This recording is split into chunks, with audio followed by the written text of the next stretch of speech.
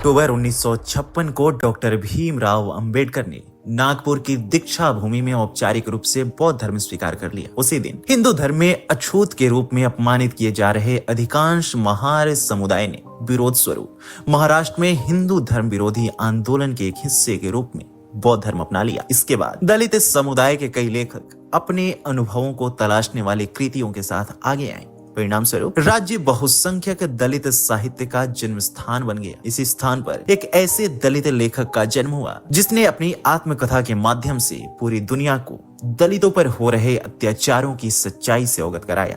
यहाँ तक कि उनके साहित्यिक योगदान के लिए भारत सरकार ने उन्हें पद्मश्री पुरस्कार भी दिया। हम बात कर रहे हैं मराठी लेखक दया पवार की, जिन्हें दगड़ू मारुति पवार के नाम से भी जाना जाता है। उन्हें दलित साहित्य में पहली आत्मकथा लिखने के लिए भी जाना जाता है। आगे बढ़ेंगे उससे पहले यदि आपने अभी तक हमारे चैनल को सब्सक्राइब नहीं किया है तो इसे सब्सक्राइब करें और वीडियो को लाइक करें।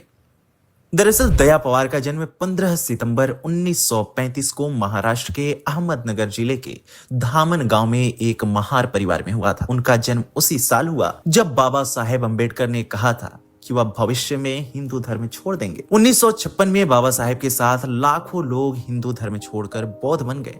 महाराष्ट्र में बड़ी संख्या में महार समुदाय के लोगों ने बौद्ध धर्म अपना लिया। इसलिए 1935 में जन्मे पवार 1956 में बौद्ध बन गए थे। वे हिंदू धर्म की एक पहचान से दूसरी पहचान की ओर चले गए, लेकिन जाति व्यवस्था जैसी अमानवीय व्यवस्था को वे अपने अंतिम क्षणों तक चुनौती देते रहे। उनका प्रारंभिक जीवन बंबई के कमाठीपुरा से सटे इलाके कावाखाना में बीता, जहां वह अपने माता पिता सहित पूरे परिवार के साथ 10 बाई 12 फीट के कमरे में रहते थे।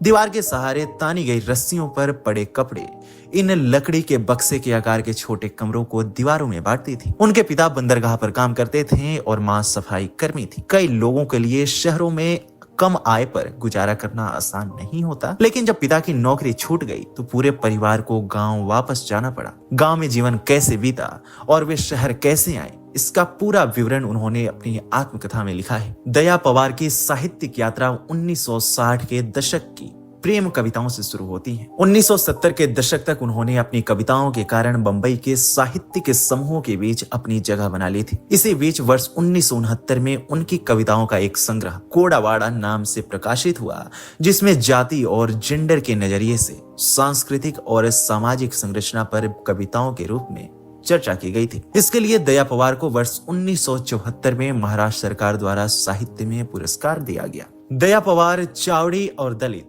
जानीवा और बिट्ठल के लेखक भी हैं। साहित्यिक कार्यों के अलावा उन्होंने फिल्म डॉक्टर अंबेडकर की पटकथा भी लिखी है। साल 1978 में पवार की आत्मकथा बलूता आती है। आत्मकथा में उन्होंने महाराष्ट्र में दलित महार समुदाय के सदस्य के रूप में बड़े होने के दौरान आने वाली कठिनाइयों का वर्णन किया है। इंडियन एक्सप्रेस के एक लेख में अर्जुन डेंगले दया पवार को याद करते हुए कहते हैं, उनकी आवाज पहाड़ी आवाज थी। वह गांव-गांव जाकर अपनी कविताएं क्षेत्रीय भाषाओं में गाते और लोगों को जाति व्यवस्था के प्रति सवाल करने, विद्रोह करने को कहते और दलित मूवमेंट का हिस्सा बनने के लिए राजी कर लेते। बलूता गांव के हिंदू जाति समुदाय के सदस्यों द्वारा एक अछूत महार से मांगी गई अवैतनिक मजदूरी थी। बलूता एक दलित के जीवन एक समूह के रूप में उनके द्वारा सहे गए उत्पीड़न और दैनिक संघर्षों के साथ साथ उस समय अप्राप्य स्वायत्तता हासिल करने के उनके सामूहिक प्रयासों की कहानी बताती है। इस किताब को पाठकों के बीच काफी लोकप्रियता हासिल हुई और साथ ही इसकी काफी आलोचना भी हुई। दरअसल इस आत्मकथा के प्रकाशन से मराठी साहित्यकारों में हलचल मच गई। उच्च जाति के लेखकों ने भाषाई रूप से अपरिपक्व आत्मकथा साहित्य के मौलिक मूल्यों पर आधारित नहीं है जैसे तर्क देकर इस कृति को अस्वीकार करना शुरू कर दिया।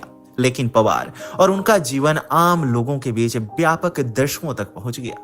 पवार ने लेख से हटकर भाषा का इस्तेमाल किया, इसलिए उनकी आत्मकथा एक उपन्यास की तरह नजर आती है, जिसमें दलित उत्पीड़न और संघर्ष की छाप है। भारत सरकार ने 1990 में दया पवार को पद्मश्री पुरस्कार से सम्मानित किया। 10 दिसंबर 1996 को उन्होंने इस दुनिया को अलविदा कह दिया। दया पवार ने अपने पूरे जीवन काल में भारत में मौजूद सामाजिक और सांस्कृतिक असमानताओं को ठीक करने के लिए लड़ाई लड़ी।